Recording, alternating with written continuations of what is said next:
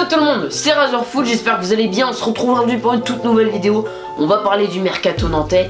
À une semaine et demie du début des périodes de transfert estival 2019, voilà, il y a énormément de rumeurs qui enflouent FC Nantes depuis déjà plusieurs semaines. Fallait que j'en fasse une vidéo. Et juste avant de tourner cette vidéo, on est passé des rumeurs à l'officialisation dans le sens des départs et de notamment Diego Carlos. Je vous en parle dans cette vidéo. Allez, let's go!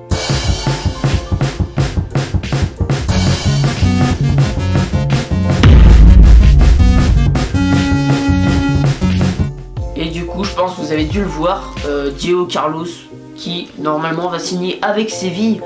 On parlerait d'une somme d'environ 14 millions d'euros. Enfin, ça n'a pas été encore évoqué, mais moi je pense que ça se situe dans ces zones-là. Je trouve que c'est une bonne somme. Le FC Nantes arrive quand même à en tirer pas mal quand on sait qu'on l'a acheté 2 millions au Portugal. Ça peut être une des fiertés. Vous allez dire quoi, mais il est pas déçu, machin truc. Bon, ça faisait quand même longtemps que Diego Carlos souhaitait partir.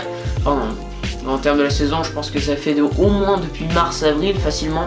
Donc pour moi, c'est pas du tout une surprise son départ. Un 4 comme ça, qui est si jeune, qui a autant de talent, faut s'attendre à le voir partir un moment. Ça fait mal parce que c'est un joueur qu'on adorait tous à Nantes. Moi, le premier, voilà, c'est quelqu'un que je trouve vraiment exceptionnel dans sa mentalité, même dans son niveau de jeu. C'est vraiment quelqu'un quasiment irréprochable.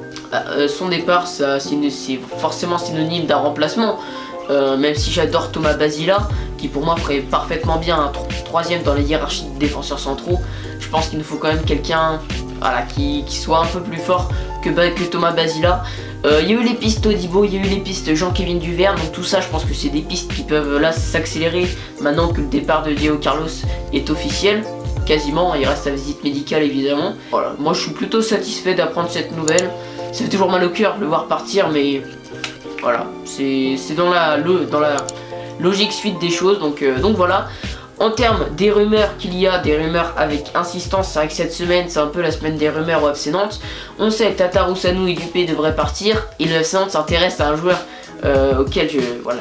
C'est quelqu'un, c'est vrai que je le voyais bien au FC Nantes déjà depuis quelques temps, et là le fait que le FC Nantes s'intéresse à un joueur, je trouve ça vraiment bien, c'est Brice Samba. C'est quelqu'un qui a encaissé évidemment énormément de buts avec Caen, mais quand on voit la défense de Caen, c'est à peu près normal. C'est un bon gardien, il fait quand même pas mal d'arrêts, surtout en cette fin de saison. C'est vrai qu'au début il était un peu fébrile, mais là on sent qu'il a pris confiance, il a un très bon niveau de Ligue 1. Il y a un peu de concurrence sur le dossier, mais quand on sait que ce serait aux alentours de 2 millions, 3 millions, ça peut être pas mal. Il a seulement 25 ans, tu lui mets un gros contrat à 4 ans ou 5 ans, tu fais pas la même erreur qu'avec Tata Roussanou, et je pense vraiment que ça peut faire le taf, donc pourquoi pas Brice Samba, moi je dis on fonce. On passe au milieu de terrain, il y a eu deux rumeurs quand même qui sont revenues avec insistance. Moi j'ai retenu aussi celle du milieu offensif croate de Benfica, Filip Krovinovic, impossible à prononcer, donc je pense clairement que je l'ai mal prononcé. Pourquoi pas, c'est quelqu'un qui a 23 ans, qui sort quand même d'une saison très mitigée où il a très peu joué. C'est vrai qu'il rentre pas trop dans les plans de son entraîneur là-bas, Bruno Lage.